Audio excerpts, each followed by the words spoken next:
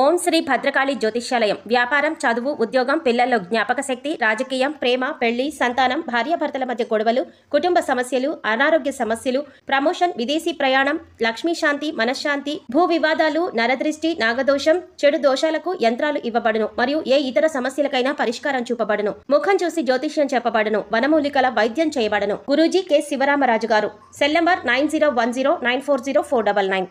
ఓం శ్రీమాత్రే నమః. ఛానల్లోకి స్వాగతం అండి. ఆగస్టు 9వ తారీఖు నాగపంచమి. ఈ పండుగ శుక్రవారంతో కలిసి రావడం చాలా విశేషమైనదని పండితులు చెప్తున్నారు. నాగపంచమికి ఎంతో ప్రాముఖ్యత ఉంది.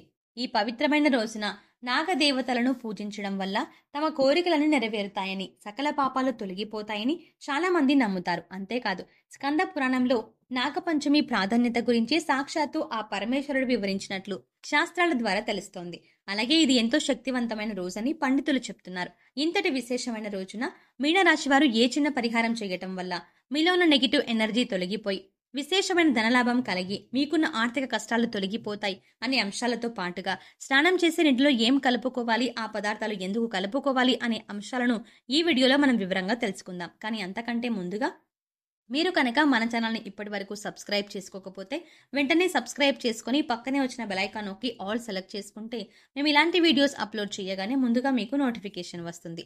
అలాగే వీడియోని ఎక్కడా కూడా స్కిప్ చేయకుండా చివరి వరకు చూస్తేనే మేము ఏం చెప్తున్నామో పరిహారం ఎలా చేయాలో మీకు అర్థమవుతుంది. ఇక వివరాల్లోకి వెళ్తే, శ్రావణ మాసంలోని శుక్లపక్ష పంచమి రోజు నాగపంచమి వస్తుంది. శుక్లపక్ష పంచమి లేదా శ్రావణ మాసంలోని 5వ రోజు నాగపంచమిగా జరుపుకుంటారు. సాంప్రదాయాల ప్రకారం మహిళలు నాగదేవతలను ప్రార్థిస్తారు. వాటికి పుట్టలో పాలు సమర్పించి తమ సోదరులు అలాగే తమ కుటుంబ సభ్యులు అందరూ సంతోషంగా ఎల్లప్పుడూ సుఖంగా జీవించాలి అని వారు మొక్కుకోవడం జరుగుతుంది. అలా ప్రార్థించడం కూడా జరుగుతుంది. ఈ సంవత్సరం నాగపంచమి ఆగస్టు 21 సోమవారం రోజు వస్తుంది. దృక్ పంచాంగ ప్రకారం నాగపంచమి పూజా సమయం ఉదయం 5:53 ప్రారంభమై 8:30 ముగుస్తుంది. నాగపంచమి పూజా తిథి ఆగస్టు 21న ఉదయం 12:21 ప్రారంభమై ఆగస్టు 22న తెల్లవారుజామున 2 గంటలకు ముగుస్తుంది. కాగా గుజరాత్లో నాగపంచమిని సెప్టెంబర్ 4 సోమవారం జరుపుకుంటారని దృక్ పంచాంగం తెలిపింది. పాములను అత్యంత శక్తివంతమైన జీవులుగా పరిగణిస్తారు.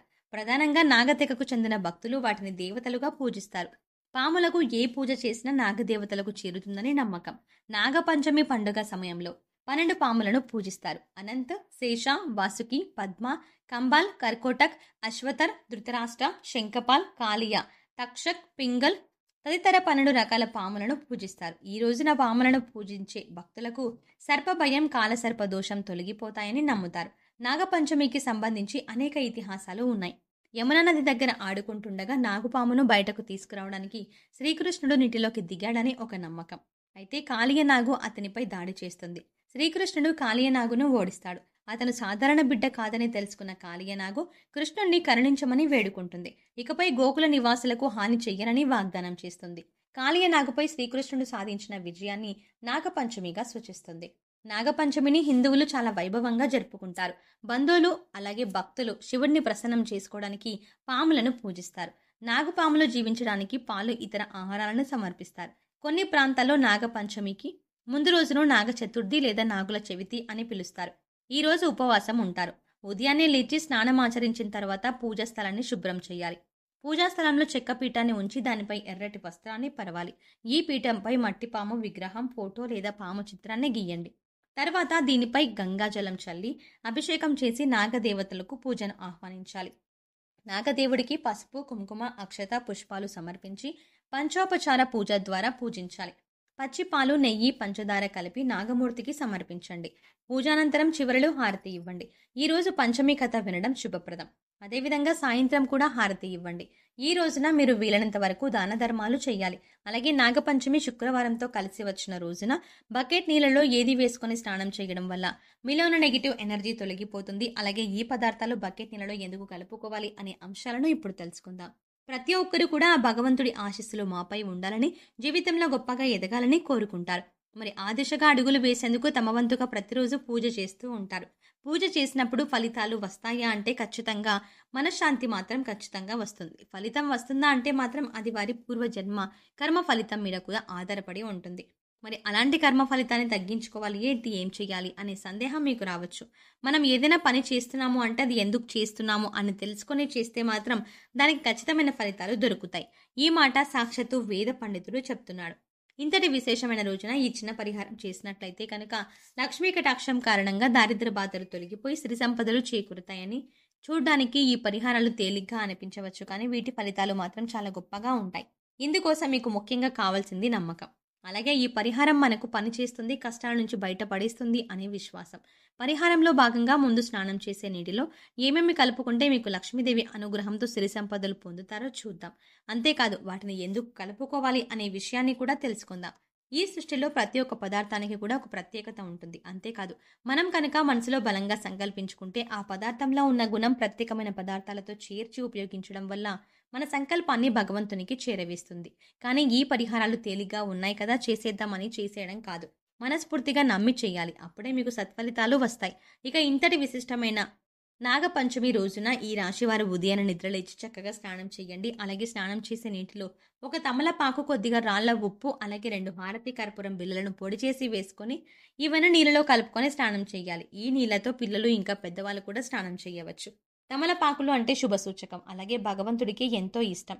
అంతేకాకుండా ఈ పదార్థాలు అన్నీ కూడా మీలో పాజిటివ్ ఎనర్జీని పెంచుతాయి, మీ చుట్టూ ఉన్న నెగిటివ్ ఎనర్జీని తీసేస్తాయి. ఈ పదార్థాలను నీళ్ళలో కలిపి స్నానం చేయడం వల్ల భగవంతుని అనుగ్రహాన్ని పొందుతారు. బకెట్ నీళ్ళలో ఒక తమలపాకును వేసి అరగంట తర్వాత స్నానం చేస్తే శరీరానికి మరింత స్వచ్ఛత లభిస్తుంది. ఒంట్లో ఉండే నెగిటివ్ ఎనర్జీ అంతా తొలగిపోతుంది. ఇక రెండో పదార్థం మనం నీళ్ళలో కలిపింది రాళ్ల ఉప్పు. ఈ రాళ్ల ఉప్పు నీళ్ళలో కలపడం వల్ల మనలో ఉన్నటువంటి నకారాత్మక శక్తి అనేది తొలగిపోతుంది, అంటే నెగిటివ్ ఎనర్జీ. వాస్తవానికి చెప్పాలంటే మనకు తెలియకుండా మన మీద ఒక రకమైనటువంటి నకారాత్మక శక్తి పనిచేస్తూ ఉంటుంది. ఇక ఇలాంటి నకారాత్మక శక్తి ఉన్నప్పుడు మనం చేసే పనులు ఆటంకాలు రావడం, అలాగే ఆర్థికంగా కుంగిపోవడం, ఇలాంటివన్నీ చూస్తూ ఉంటాం. ఇక ఈ నకారాత్మక శక్తి నుంచి బయటపడడానికి చిన్న చిన్న పరిహారాలు చేసుకుంటే సరిపోతుంది. దాన్ని తొలగించుకోవడానికి రాళ్ల ఉప్పు మనకు ఎంతగానో సహాయపడుతుంది. ఇక మూడో పదార్థం మనం నీళ్ళలో కలిపింది కర్పూరం బిళ్ళలు. ఇలా 2 కర్పూరం బిళ్ళలను పొడి చేసి నీళ్ళలో కలపడం వల్ల మనలో దైవభావం పెంపొందుతుంది. దీని నుంచి వచ్చే సువాసన మనలో ఉన్న చెడు ఆలోచనలు తొలగించి ఆధ్యాత్మికం వైపు మనల్ని నడిపిస్తుంది. సో చూసారు కదండి, ఆగస్టు 9 నాగుల పంచమి ముఖ్యంగా శుక్రవారంతో కలిసి వచ్చింది. అలాగే ఇది రోజున రవి పుష్య యోగం కూడా ఏర్పడుతుంది. ఇంతటి విశేషమైన రోజున ఈ రాశి వారు ఏ చిన్న పరిహారం చేయటం వల్ల వారి జీవితంలో ఉండే కష్టాలు నష్టాలు అన్నీ తొలగిపోతాయి అనే అంశాలతో పాటుగా అమావాస్య రోజు స్నానం చేసే నీటిలో బకెట్ నీటిలో ఏది కలుపుకొని స్నానం చేయడం వల్ల నెగిటివ్ ఎనర్జీ తొలగిపోయి ఆర్థికంగా అభివృద్ధి చెందుతారు అనే అంశాలను ఈ వీడియోలో మనం వివరంగా తెలుసుకున్నాం కదా. ఈ వీడియో మీకు నచ్చినట్టయితే లైక్ చేయండి. అలాగే మీ ఫ్రెండ్స్ అండ్ ఫ్యామిలీ మెంబర్స్లో ఎవరైనా మీనరాశి వారు ఉన్నట్లయితే వారితో ఈ వీడియోని షేర్ చేసుకోవడం మాత్రం ఎట్టి పరిస్థితుల్లో మర్చిపోకండి. కానీ అంతకంటే ముందుగా మీరు కనుక ఇప్పటి వరకు మన ఛానల్ని ఇంకా సబ్స్క్రైబ్ చేసుకోకపోయి ఉంటే వెంటనే సబ్స్క్రైబ్ చేసుకోండి. అలాగే పక్కనే ఉన్న బెల్ ఐకాన్ని క్లిక్ చేసి అందులో ఉన్న ఆల్ అప్డేట్ని సెలెక్ట్ చేసుకోండి. అలా పక్కనే ఉన్న బెల్ ఐకాన్ని క్లిక్ చేసి అందులో ఉన్న ఆల్ అప్డేట్ని సెలెక్ట్ చేసుకుంటే మేము చేసే ప్రతి వీడియో అప్డేట్ మీ మొబైల్కి నోటిఫికేషన్గా అందుతుంది. మరో చక్కటి వీడియోతో మళ్ళీ కలుద్దామండి.